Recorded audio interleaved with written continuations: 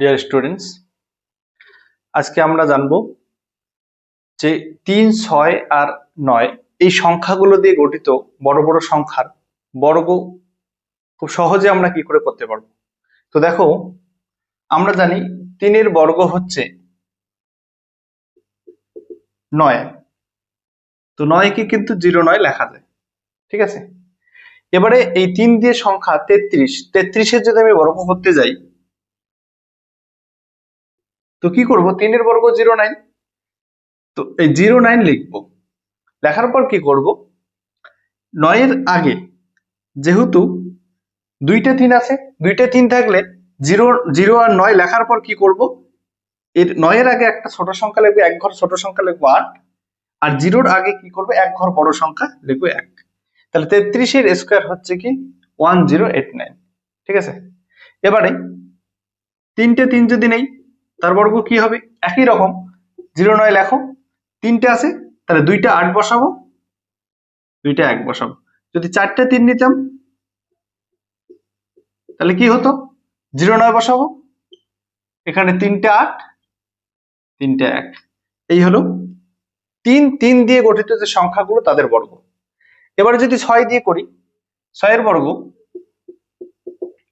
36 হয়। দেখো, তাহলে 66 বর্গ কি হবে? দেখো, দুইটা 6 নিয়েছি, 3 আর 6 একটু গ্যাপ দিয়ে লিখবো। কি করব? এই একই রকম একটা সংখ্যা কম লিখবো, এক ঘর কম। 6 এর আগের সংখ্যা হচ্ছে 5, আর এদিকে এক ঘর বেশি 4 লিখবো। যদি 3টে 6 হয় তো কি হবে? 3 আর 6 লিখবো, 36। কি লিখবো? 3টে সংখ্যা নিচ্ছি, তাহলে দুইটা কি হবে? এক ঘর আগের সংখ্যা দুইটা হবে 5, 5, আর এখানে কি হবে? 4, 4, ঠিক আছে। একই রকম ভাবে যদি 9 এর বর্গ করি, দেখো 9 এর বর্গ কত হচ্ছে? 81, 81। এবার 99 কত হবে? 81 লিখবো। লেখার পর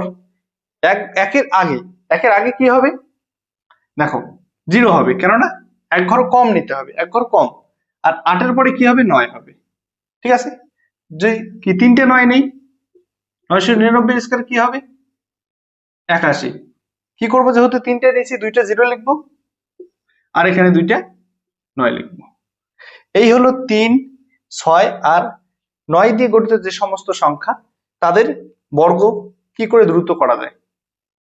এক লাইনে করতে পারছি, দেখো। হ্যাঁ, যদি এটা আমরা ট্রিকটা না শিখতাম, এই অঙ্কটা করতে গেলে কিন্তু অনেক সময় লাগবে।